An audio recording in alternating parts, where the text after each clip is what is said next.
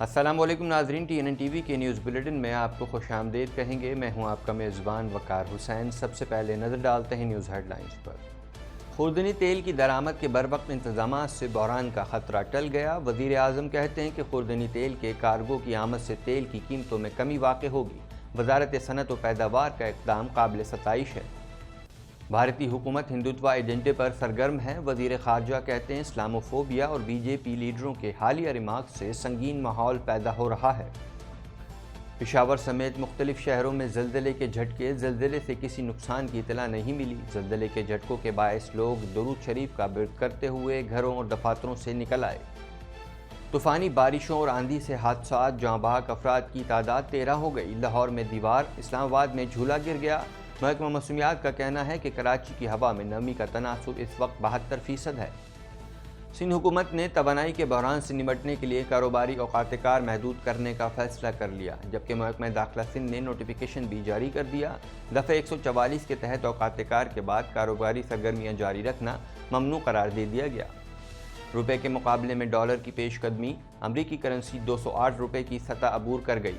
Pakistan stock market میں بھی ایک بار پھر تیزی دیکھی گئی۔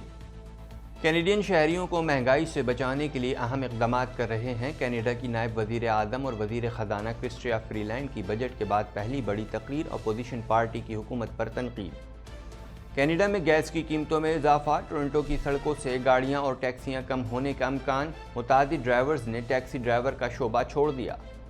ٹورنٹو کے مختلف علاقوں میں گرج چمک کے ساتھ بارش، متعدد مقامات پر درخت گر گئے، ہزاروں افراد بجلی سے محروم۔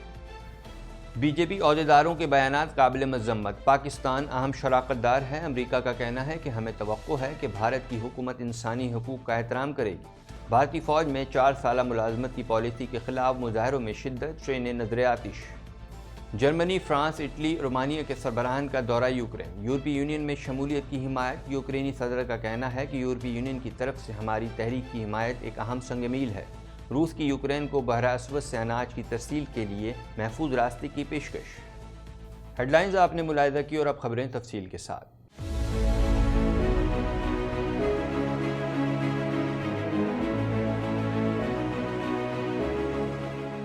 1.25 کروڑ کی آبادی پر مشتمل کراچی میٹروپولیٹن سٹی میں صحت کے حوالے سے ہسپتال تو بہت، لیکن فزیو تھراپی سینٹر نایاب ہیں۔ الحمدللہ ہم نے اس کمی کو پورا کرتے ہوئے گلستان جوہر میں زبیداس فزیو تھراپی سینٹر کا آغاز کر دیا ہے۔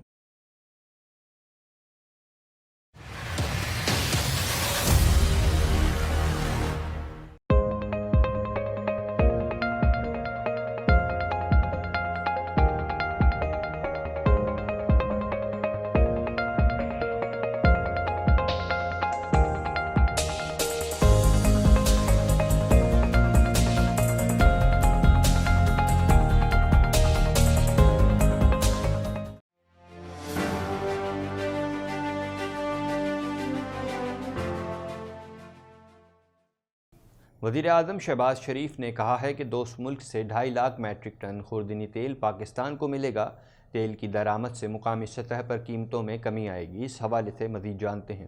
وزیر اعظم شہباز شریف نے کہا ہے کہ انڈونیشیا سے خوردنی تیل کی درآمد کے انتظامات سے ملک میں بحران کا خطرہ ٹل گیا۔ دوست ملک سے 2.5 لاکھ میٹرک ٹن خوردنی تیل پاکستان کو ملے گا۔ تیل کی درآمد سے مقامی سطح پر قیمتوں میں کمی آئے گی۔ وزیر اعظم شہباز شریف سے وزیر صنعت و پیداوار مخدوم مرتضی محمود اور سیکریٹری امداد اللہ بھوسال نے ملاقات کی، جس میں وزیر اعظم نے وزیر صنعت و پیداوار کا خوردنی تیل کی درآمد کے لیے ذاتی خرچے پر انڈونیشیا کے دورے کو قابل ستائش قرار دیتے ہوئے کہا کہ بروقت درآمد سے ملک میں خوردنی تیل کے متوقع بحران کے خطرے کا سدباب ہوا۔ خوردنی تیل کے کارگو کی آمد سے تیل کی قیمتوں میں کمی واقع ہوگی۔ انہوں نے کہا کہ وفاقی وزیر صنعت و پیداوار اور سیکریٹری کی کوششیں قابل ستائش ہیں۔ وزیر صنعت کی کوششوں کی بدولت انڈونیشیا سے 2.5 لاکھ میٹرک ٹن پاکستان کو فراہم کیے جا رہے ہیں۔ بحری جہازوں کی پہلی کھیپ وزیر صنعت و پیداوار کی انڈونیشیا میں موجودگی کے دوران ہی پاکستان روانہ کر دی گئی تھی۔ وزیر خارجہ بلاول بھٹو زرداری نے کہا ہے کہ ملک کی خارجہ پالیسی جیو پولیٹیکل اثرات سے براہ راست متاثر ہو رہی ہے۔ ہم نے بطور قوم پاکستان کو بہترین پوزیشن میں لانا ہے۔ مزید جانتے ہیں اس رپورٹ میں۔ وزیر خارجہ بلاول بھٹو زرداری کا کہنا ہے کہ بھارت کی موجودہ حکومت ہندوتوا ایجنڈے پر سرگرم ہے۔ ایک بیان میں بلاول بھٹو زرداری نے کہا کہ ملک کی خارجہ پالیسی جیو پولیٹیکل اثرات سے براہ راست متاثر ہو رہی ہے۔ ہم نے بطور قوم پاکستان کو بہترین پوزیشن میں لانا ہے۔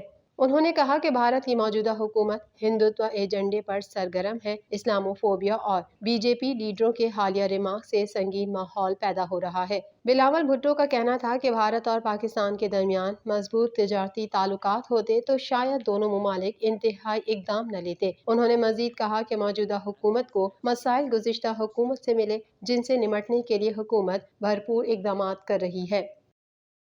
محکمہ موسمیات کے مطابق زلزلے کی شدت ریکٹر اسکیل پر 5 ریکارڈ کی گئی جبکہ گہرائی 218 کلومیٹر تھی۔ اس حوالے سے مزید جانتے ہیں۔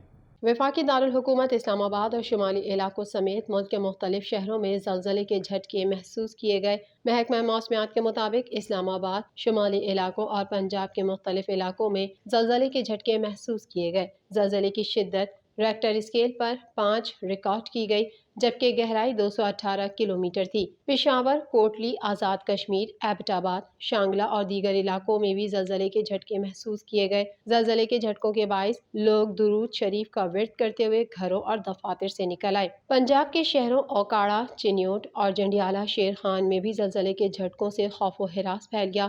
زلزلہ پیما مرکز کے مطابق زلزلہ 2:22 پر آیا۔ زلزلے کا مرکز افغانستان اور تاجکستان کا پہاڑی سلسلہ تھا۔ زلزلے سے کسی نقصان کی اطلاع نہیں ملی۔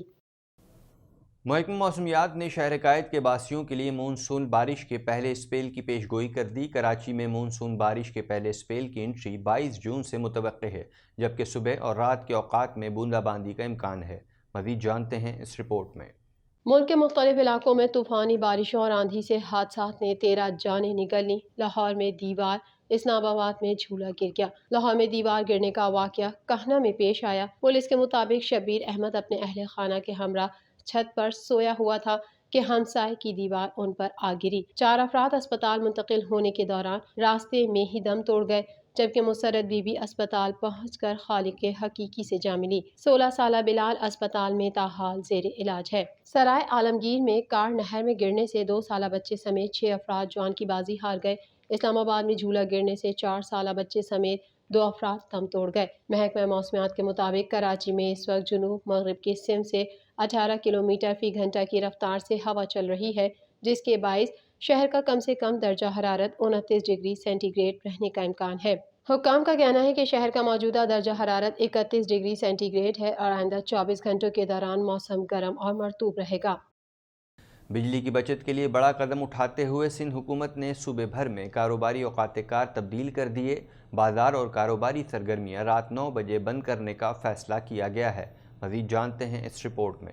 بجلی کی بچت کے لیے بڑا قدم اٹھاتے ہوئے سندھ حکومت نے صوبے بھر میں کاروباری اوقات کار تبدیل کر دیے۔ بازار اور کاروباری سرگرمیاں رات 9 بجے بند کرنے کا فیصلہ کر لیا۔ محکمہ داخلہ سندھ نے اس ضمن میں دفعہ 144 کے تحت کاروباری سرگرمیاں رات 9 بجے بند کرنے کا حکم نامہ جاری کر دیا ہے۔ محکمہ داخلہ سندھ کے نوٹیفیکیشن کے مطابق کراچی سمیت سندھ بھر میں کاروباری سرگرمیاں رات 9 بجے کے بعد جاری رکھنا ممنوع قرار دے دیا گیا۔ محکمہ داخلہ سندھ کے نوٹیفیکیشن کے مطابق صوبے بھر میں شادی ہالز کو رات 10:30 بجے تک بند کرنا ہوگا۔ نوٹیفیکیشن میں محکمہ داخلہ سندھ کا یہ بھی کہنا ہے کہ ہوٹلز، ریسٹورنٹ اور کافی شاپس رات 11 بجے تک کھلی رکھی جا سکیں گی۔